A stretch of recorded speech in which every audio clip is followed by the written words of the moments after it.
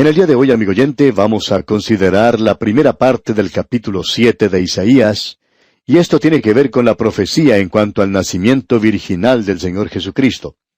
Y en el primer versículo de este capítulo 7 leemos: Aconteció en los días de Acaz, hijo de Jotam, hijo de Usías, rey de Judá, que Resín, rey de Siria, y Peca, hijo de Remalías, rey de Israel, subieron contra Jerusalén para combatirla, pero no la pudieron tomar. Ahora, lo que tenemos aquí en realidad es una verdadera guerra civil, ya que el reino del norte y el reino del sur están luchando el uno contra el otro. Y esto es, por supuesto, algo bastante serio. Y en realidad era tan serio que el rey que ahora tenían se llamaba Acaz. El rey Acaz no era una persona muy buena. Ya hemos indicado que Isaías comenzó su período profético en forma oficial, digamos, en la época cuando murió el rey Usías. Él vivió durante el reino de Usías, por lo menos una porción de ese reino, y puede que él hubiera profetizado o no hubiera profetizado entonces. Pero aquí tenemos la misión que él recibió, el llamado a la tarea de profetizar en el capítulo 6, lo cual observamos ya en nuestro programa anterior. Después de él, o sea, después de Usías, llegó al reino Jotam, y Jotam fue un rey que reinó por 16 años. Usías había reinado por 52 años, y Jotam fue un buen rey. El profeta Miqueas profetizó durante ese tiempo. Y luego tenemos el reinado de Acaz, quien también reinó por 16 años. Y este rey era malo, realmente malo. Fue durante este tiempo que se menciona esta época de guerra civil, y este período fue de gran tristeza para Israel. Para darnos cuenta de lo malo que era este rey, leamos lo que dice allá en el segundo libro de Reyes, capítulo 16, versículo 2.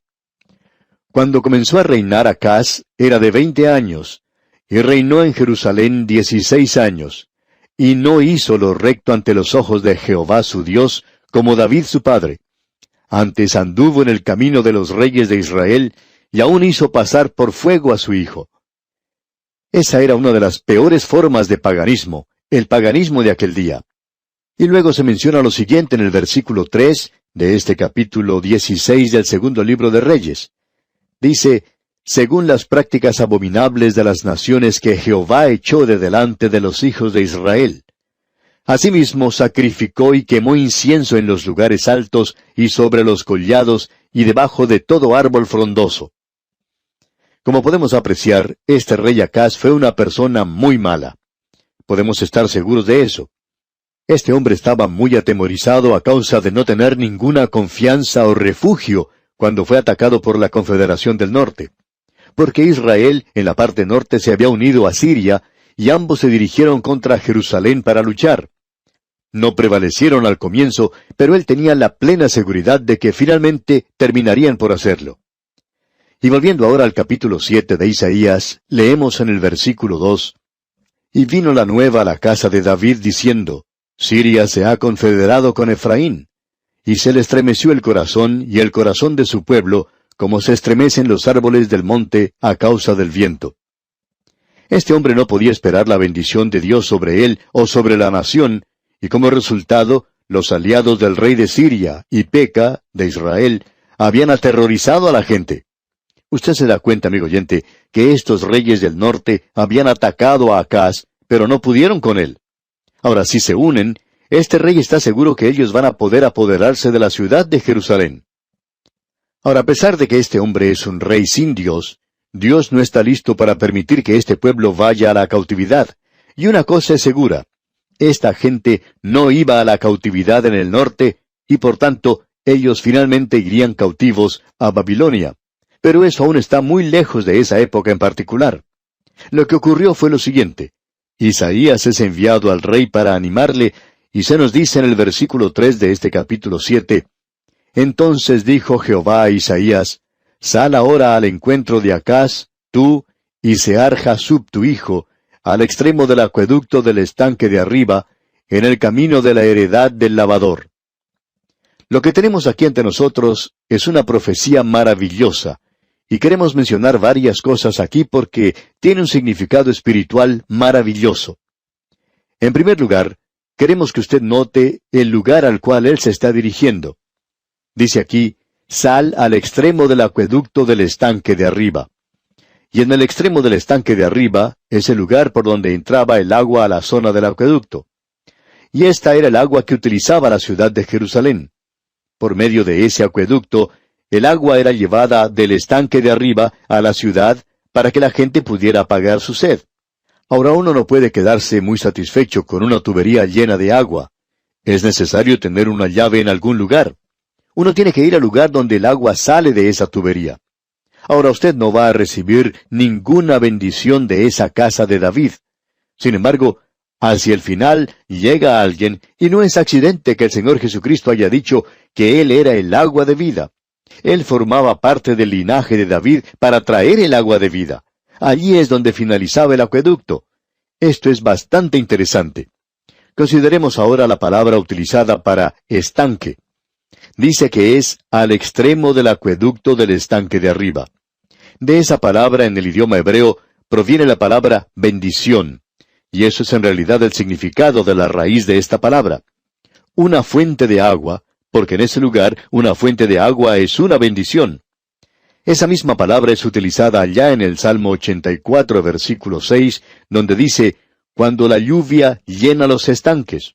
Y esa palabra es baraka. También es traducida como bendición y es algo bastante interesante. Es el estanque de arriba. Es la misma palabra utilizada para el Altísimo. Usted recuerda que se menciona a aquel que salió al encuentro de Abraham y que era Melquisedec, rey de Salem y sacerdote del Dios Altísimo. Ahora esta es una bendición del Dios Altísimo, dada en el extremo del acueducto cuando Cristo vino al mundo. Esto es algo bastante interesante, y no es ningún accidente, amigo oyente. Y luego dice, en el camino de la heredad del lavador. Esa es la segunda cosa que deseamos destacar.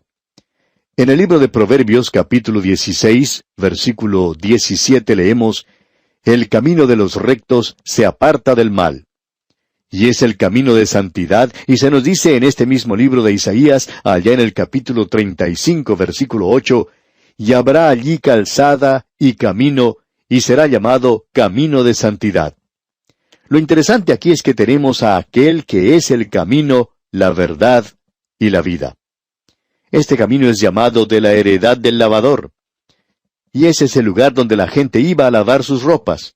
Era la lavandería de aquel día. Y amigo oyente, si usted quiere tener sus ropas limpias, va a tener que ir al Señor Jesucristo. Él dijo que nosotros podíamos ser limpiados por medio de las palabras que Él pronunció. Y no es ningún accidente que este hombre Isaías fuera enviado a este lugar tan interesante. Y aun eso tiene un significado espiritual, como usted bien puede apreciarlo. Ahora aquí tenemos algo más. Se le indica a Isaías que lleve a su hijo, Sear-Jasub. Ese es un nombre muy diferente a lo que estamos acostumbrados a escuchar en el día de hoy. Pero no es nada comparado con el nombre que tiene el segundo hijo de Isaías. Y vamos a ver eso cuando lleguemos al capítulo 8. Y créanos, amigo oyente, que nombres como esos ya no se usan más. Ahora bien, el nombre de este jovencito es Sear-Jasub. Y eso quiere decir, un remanente volverá. Y lo interesante acerca de este muchacho es que Dios siempre ha tenido un remanente que es fiel a Él. Y eso es lo que es importante aquí. Ha habido quienes han tratado de identificar a este muchacho con el hijo de la Virgen, pero no hay ni siquiera una comparación aquí. Hablando honradamente, usted no podría hacer ninguna clase de conexión entre estos dos. Notemos ahora lo que él tenía que decir aquí en los versículos 4 hasta el 9 de este capítulo 7 de Isaías. Y dile, guarda y repósate, no temas ni se turbe tu corazón a causa de estos dos cabos de tizón que humean, por el ardor de la ira de Resín y de Siria y del hijo de Remalías. Ha acordado maligno consejo contra ti el sirio, con Efraín y con el hijo de Remalías, diciendo, vamos contra Judá y aterroricémosla, y repartámosla entre nosotros, y pongamos en medio de ella por rey al hijo de Tabeel. Por tanto, Jehová el Señor dice así, no subsistirá ni será, porque la cabeza de Siria es Damasco, y la cabeza de Damasco Resín, y dentro de 65 años, Efraín será quebrantado hasta dejar de ser pueblo, y la cabeza de Efraín es Samaria, y la cabeza de Samaria el hijo de Remalías. Si vosotros no creyereis, de cierto no permaneceréis.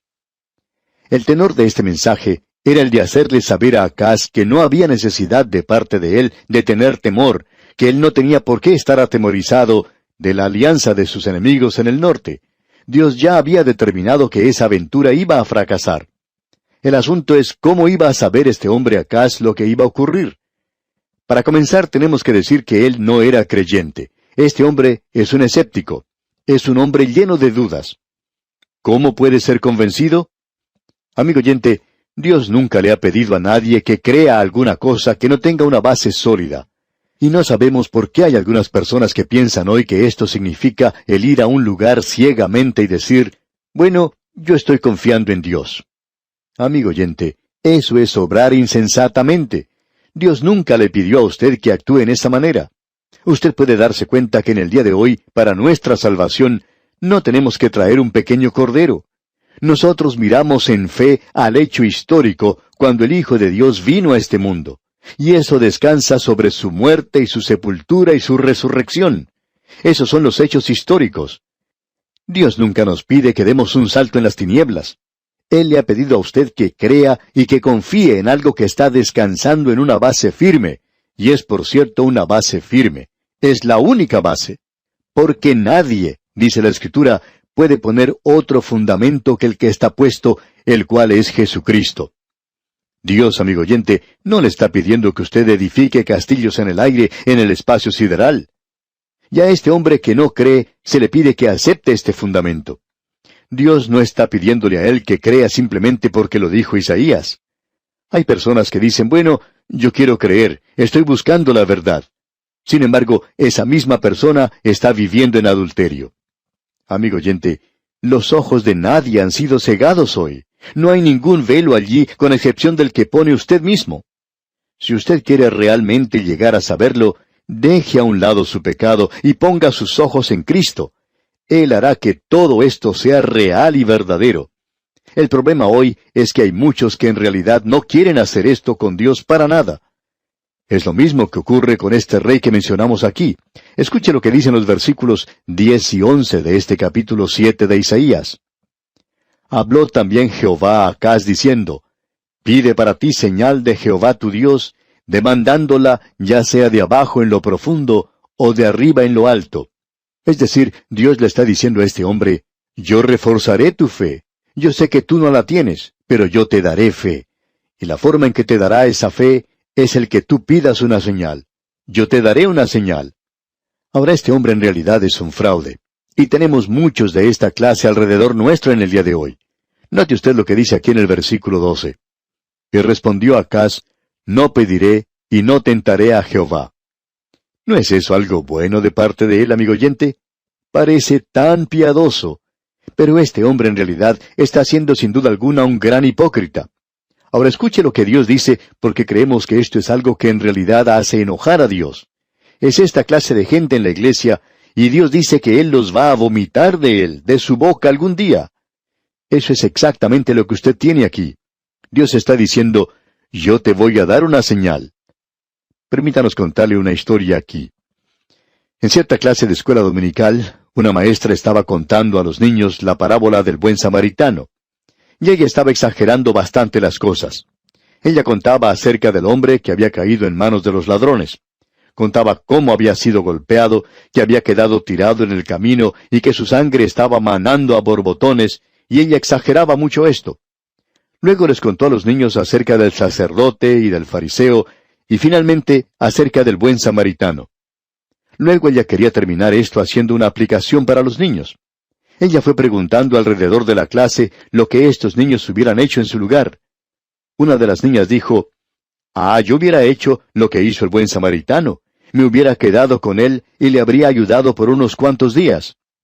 Y el muchachito que estaba al lado de ella, que no quería quedarse atrás, que no quería ser menos, dijo, yo le hubiera comprado algunos dulces y se los hubiera dejado con él. Y la maestra siguió haciendo la misma pregunta a los demás niños. Finalmente llegó a una pequeñita que estaba con su rostro congestionado, casi de color verde, como las personas que se marean en un barco. Y la maestra le preguntó qué era lo que ella hubiera hecho, a lo cual la niña respondió, yo creo que hubiera vomitado. Amigo oyente, Esa maestra había presentado un cuadro algo exagerado ante los niños, y esa pequeña muchachita era bastante honrada en la respuesta que dio. Y creemos que Dios también hizo esta clase de cosa. Eso es lo que Él dice a la iglesia en la Odisea, y les dice que Él los iba a vomitar de su boca. Amigo oyente, ¿no cree usted que está tratando de ser demasiado piadoso cuando dice, yo no voy a probar a Dios? Pero Dios dice, pruébame, y yo te mostraré si soy bueno o no. Y hay mucha gente así hoy. Nos cansan en realidad por la forma en que actúan tratando de ser tan piadosos, diciendo que ellos no dan pasos en la fe. Amigo oyente, espere hasta que Dios ponga una roca debajo de usted.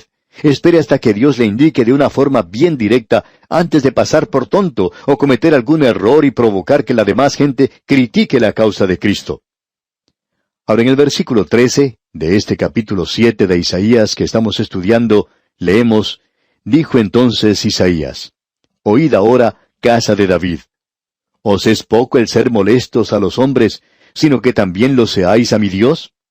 Y eso es lo que Dios dice, ustedes me están cansando. A Él no le gusta esto para nada. Dios dice ahora, ¿no me vas a pedir una señal?